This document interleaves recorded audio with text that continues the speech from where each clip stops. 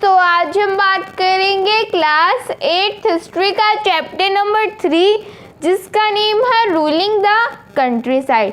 तो इसके अंदर आज हम बात करने वाले हैं a new system is devised. तो जो नया सिस्टम लाया गया था, इसके पिछले वीडियो के अंदर हमने देखा था प्रॉब्लम्स कौन कौन सी थी परमानेंट सेटलमेंट के अंदर। तो परमानेंट सेटलमेंट के अंदर बहुत सारी प्रॉब्लम्स थी। There were many problems in permanent settlement. तो कौन कौन सी प्रॉब्लम्स थी? तो एक तो वो प्रॉब्लम थी कि जो कल्टीवेटर्स होते थे वो इतना रेंट नहीं पे कर पाते थे, तो इसी कारण से ज़मींदार को लगा कि हमें कोई प्रॉफिट नहीं है। और अगर मान लो किसी भी साल फसल अच्छी हो गई तो ज़मींदार को तो बहुत सारे पैसे मिल जाते थे, लेकिन कंपनी को लगा कि अब हमें कोई प्रॉफिट नहीं है। और जो ज़मींदार होते थे वो लैंड को इम्प्रूव करने के लिए कोई भी इंटरेस्ट नहीं दिखाते थे। और जो भी कल्टीवेटर्स थे उन्हें लगा कि ये जो भी सिस्टम है परमानेंट सिस्टम, ये बहुत ही ज़्यादा ऑप्रेसिव है। ऑप्रेसिव क्यों है, कल्टीवेटर्स ने ऐसा क्यों कहा, तो ये सब कुछ हमने हमारे पिछले वीडियो के अंदर डिस्कस कर लिया था। तो इस वीडियो के अंदर हम बात करने वाले हैं महलवारी सिस्टम की। तो ब्रिटिशर्स को भी लगा कि हमें इस परमानेंट सेटलमेंट सिस्टम को चेंज करना होगा। तो बाद में जो कल्टीवेटर्स थे उनको भी ये प्रॉब्लम थी, तो उन्होंने भी ब्रिटिशर्स को फोर्स किया, प्रोटेस्ट वगैरह किए। तो ब्रिटिशर्स ने भी सोचा कि हाँ, हमें ये जो परमानेंट सेटलमेंट सिस्टम है इसे हटाना होगा और रेवेन्यू कलेक्ट करने का कोई एक दूसरा सिस्टम डिवाइस करना होगा। तो ब्रिटिशर्स महलवारी सिस्टम लेके आए। अब महलवारी सिस्टम के अंदर क्या क्या है तो वो हम हमारे इस वीडियो के अंदर डिस्कस करने वाले हैं। तो परमानेंट सेटलमेंट क्या था, तो उसके बारे में हमने हमारे जो पिछले वाले वीडियो से उसके अंदर डिस्कस कर लिया था। तो परमानेंट सेटलमेंट को need for change, permanent settlement को चेंज करने की ज़रूरत थी। नीड फॉर चेंज, उससे हमें ज़रूरत थी उस परमानेंट सेटलमेंट को चेंज करने की। कंपनी नीडेड, क्यों ज़रूरत थी? तो company needed more money to meet its expenses of administration and trade. अगर मान लो किसी भी साल फसल अच्छी हो गई तो ज़मींदार को ज़्यादा पैसे मिल जाते थे। तो कंपनी को लगा कि हमें तो अब पैसे मिल रहे नहीं है, तो कंपनी ने सोचा कि हमें और ज़्यादा रुपीस चाहिए। तो कंपनी ने क्या किया, company needed more money, company को और पैसों की ज़रूरत थी to meet its expenses. Company के जो भी खर्चे थे, अगर मान लो कंपनी सर्वेंट रखती है तो सर्वेंट को पैसे देने थे, कंपनी गुड्स खरीदती है तो गुड्स लाने के पैसे थे। तो कंपनी को अपने एक्सपेंसेस को पूरा करने के लिए पैसों की ज़रूरत थी to meet its expenses of administration and trade, administration करने के लिए और ट्रेड करने के लिए। तो कंपनी ने क्या किया, ये जो महलवारी सिस्टम है ये इंट्रोड्यूस किया। जो भी ब्रिटिश ईस्ट इंडिया कंपनी थी उसके किसी एक ऑफिसर ने महलवारी सिस्टम को इंट्रोड्यूस किया in north western provinces of Bengal presidency. अब मान लो ये बंगाल है, तो बंगाल के अंदर कहाँ पे किया, north western provinces. North western provinces कौन सी होती है, ये नॉर्थ है, ये साउथ है, ये ईस्ट है, ये वेस्ट है। तो नॉर्थ वेस्ट कौन सा हो गया, ये वाला। तो इधर वाला जो भी एरिया था नॉर्थ वेस्टर्न प्रोविंस, तो उन्होंने इस एरिया के अंदर ये महलवारी सिस्टम को इंट्रोड्यूस किया। किसने किया था ये, तो हमने देखा था परमानेंट सेटलमेंट को किसने इंट्रोड्यूस किया था, चार्ल्स कॉर्नवालिस ने। वैसे ही ये जो महलवारी सिस्टम है इसको किसने इंट्रोड्यूस किया था, हॉल्ट मैकेंजी ने। Holt Mackenzie introduce an alternate system known as Mahalwari system. Holt Mackenzie ने एक नया सिस्टम इंट्रोड्यूस किया, एक दूसरा सिस्टम इंट्रोड्यूस किया जिसे हम महलवारी सिस्टम बोलते हैं। कब इंट्रोड्यूस किया, 1822 के अंदर। तो 1822 के अंदर हॉल्ट मैकेंजी ने एक नया सिस्टम इंट्रोड्यूस किया।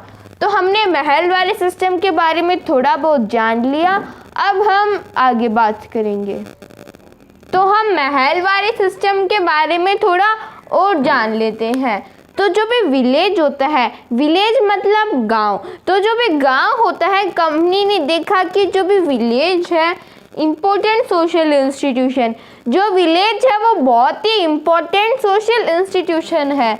मतलब जैसे मान लो किसी भी एक डिस्ट्रिक्ट में कोई भी विलेज है, जैसे मान लो ये विलेज है किसी भी एक डिस्ट्रिक्ट में, तो कुछ विलेजेस आपने सुना होगा ऐसा बहुत बार कि जो भी विलेज के पीपल होते हैं वो अपने विलेज को ही सब कुछ मानते हैं, मेरा गांव मेरा गर्व, तो वो ऐसे सेंटिमेंट्स जोड़ के रखते हैं अपने विलेज के साथ में। तो कंपनी को दिखा कि जो भी विलेज है वो एक इम्पोर्टेंट सोशल इंस्टीट्यूशन है। तो the estimated revenue of each plot, तो ये जो भी महलवारी सिस्टम है इसके अंदर होता क्या है, the estimated revenue of each plot with in a village was added up to calculate the revenue that each village को हम महल से भी कंसीडर करते हैं। तो कंपनी को विलेज लगा, तो कंपनी को ये लगा कि जो भी विलेज है वो एक इम्पोर्टेंट सोशल इंस्टीट्यूशन है, तो विलेज को बाद में कंपनी ने महल का नाम दे दिया। तो विलेज या फिर महल से ही फिर ये महलवारी सिस्टम बना।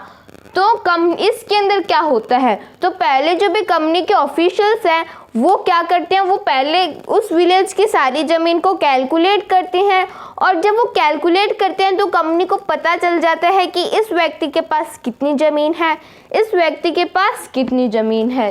The estimated revenue of each plot, किसी भी एक प्लॉट का within a village was added up to calculate the revenue.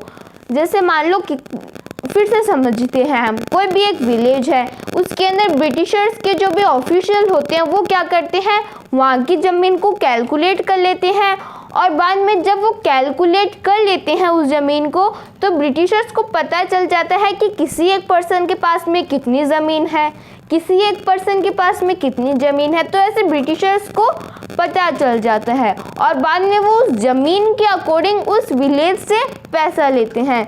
तो वो जो भी पैसे लिए जाते हैं वो विलेज के जो भी हेड होते हैं उनसे लिए जाते हैं, या फिर कोई भी एक सारे जो पर्सन होते हैं वो मिलके इकट्ठा कर लेते हैं रुपीज़, बाद में वो ब्रिटिशर्स को दे देते हैं और बाद में सब बांट लेते हैं कि किसको कितने रुपीज़ देने हैं। जिसके पास में ज़्यादा ज़मीन है वो ज़्यादा रेवेन्यू देगा और जिसके पास में कम ज़मीन है वो कम ज़मीन देगा। तो जो पैसे दिए जाते हैं वो विलेज के बिहाव से दिए जाते हैं। मतलब हमने देखा था कि जो परमानेंट सेटलमेंट था उसके अंदर भी ब्रिटिशर्स को पता था कि हमारे पास इस फार्मर से कितने रुपीज़ आने वाले हैं। वैसे ही जो भी ब्रिटिश ईस्ट इंडिया कंपनी होती है उसे भी पता रहता है कि हमारे पास इस विलेज से कितने रुपीज़ आने वाले हैं। How the revenue was estimated, मतलब जो भी रेवेन्यू होता है वो कैसे एस्टिमेट किया जाता है, कैसे पता चलता है कि इस व्यक्ति को इतने रुपए देने हैं, इस व्यक्ति को इतने रुपीज़ देने हैं। तो जो भी कलेक्टर होते हैं, कलेक्टर का काम क्या होता है, went from village to village. जो भी कलेक्टर होता है वो गांव-गांव जाता है, इंस्पेक्टिंग द लैंड, और वो लैंड को इंस्पेक्ट करता है। इंस्पेक्टिंग द लैंड का मतलब क्या है, मतलब वो जो भी कलेक्टर है वो ज़मीन को चेक करता है कि वो जो ज़मीन है वो कितना प्रोडक्शन देती है। अगर मान लो वो ज़मीन ज़्यादा प्रोडक्शन देती है, अगर कोई फार्मर उस ज़मीन के अंदर अपनी क्रॉप को ग्रो करता है तो उसके पास में बहुत ज़्यादा प्रोडक्शन होता है, तो वो कलेक्टर डिसाइड करता है कि इस फार्मर को कितने रुपए देने हैं। और अगर मान लो वो जो ज़मीन है वो एकदम बंजर पड़ी हुई है तो ऐसे जो कलेक्टर है वो इंस्पेक्ट करता है। मेजरिंग द फील्ड्स, वो फील्ड्स को मेजर करता है कि किसके पास कितनी ज़मीन है, किसके पास कितनी है। And recording the custom and rights of different group, और जो भी कलेक्टर होता है वो लोगों के कस्टम्स को देखता है, वो देखता है कि किसी एक पर्टिकुलर ज़मीन के ऊपर किसका अधिकार है, तो ये सब कलेक्टर डिसाइड करता है। तो हमने महलवारी सिस्टम के बारे में थोड़ा बहुत और जान लिया, अब हम आगे बात करेंगे। तो अब हम महलवारी सिस्टम के बारे में थोड़ा बहुत और जान लेते हैं। Amount was to be revise periodically, not permanently fixed. तो हमने देखा था कि जो भी परमानेंट सेटलमेंट था उसके अंदर अमाउंट को फिक्स कर दिया था, लेकिन ब्रिटिशर्स को पता था कि अगर हम अमाउंट को फिक्स कर देंगे तो जो भी अमाउंट को कलेक्ट करने वाला रहेगा वो ऊपर का जो भी पैसा है वो अपने पास रख लेगा। तो ब्रिटिशर्स ने सोचा कि इस बार हम महलवारी सिस्टम के अंदर जो भी अमाउंट है उसको फिक्स नहीं करेंगे। Amount was to be revise periodically, जो भी अमाउंट है वो बदलती रहेगी। अगर मान लो पहले 1000 रुपये है तो फिर 1000 से ज़्यादा भी हो सकते हैं और कम भी हो सकते हैं, लेकिन हमें पता है कि ब्रिटिशर्स कम तो नहीं करने वाले, तो अमाउंट ज़्यादा भी हो सकते हैं। नॉट परमानेंटली फिक्स्ड, उसे परमानेंटली फिक्स नहीं किया गया। तो अब इनको कलेक्ट कौन करता था? ब्रिटिशर्स को पता था कि जो भी ज़मींदार होते हैं वो तो हमें धोखा दे सकते हैं, और ब्रिटिशर्स खुद भी कलेक्ट नहीं कर सकते थे। क्यों नहीं कलेक्ट कर सकते थे? क्योंकि विलेजर्स होते थे, जो भी फार्मर्स होते थे, उनको उनकी लैंग्वेज समझ नहीं आती थी। तो बाद में ब्रिटिशर्स ने किसे बोला? विलेज के जो भी हेडमैन होते हैं, जो भी विलेज के हेड होते हैं, उन्हें बोला collect revenue and pays it to the company. उन्हें बोला कि आप जो भी रेवेन्यू है उसे कलेक्ट कर लो। किससे? फार्मर से। तो जो भी विलेज के हेडमैन होते थे वो फार्मर से रेवेन्यू कलेक्ट कर देते थे, या फिर फार्मर खुद ही उनको ला के दे देते थे, और बाद में वो विलेज हेडमैन उसे कंपनी को पे कर दिया करते थे। नॉट जमींदार, जमींदार को नहीं बोला गया था इस बार। तो हमने महलवारी सिस्टम को भी कंप्लीट कर लिया। तो इसी के साथ हमारा ये महलवारी सिस्टम का टॉपिक कंप्लीट होता है। तो महलवारी सिस्टम के अंदर ये सब कुछ था जो हमने हमारे इस वीडियो के अंदर डिस्कस किया। If anybody have any type of doubt, any type of query, then please mention in the comments below. Thank you so much.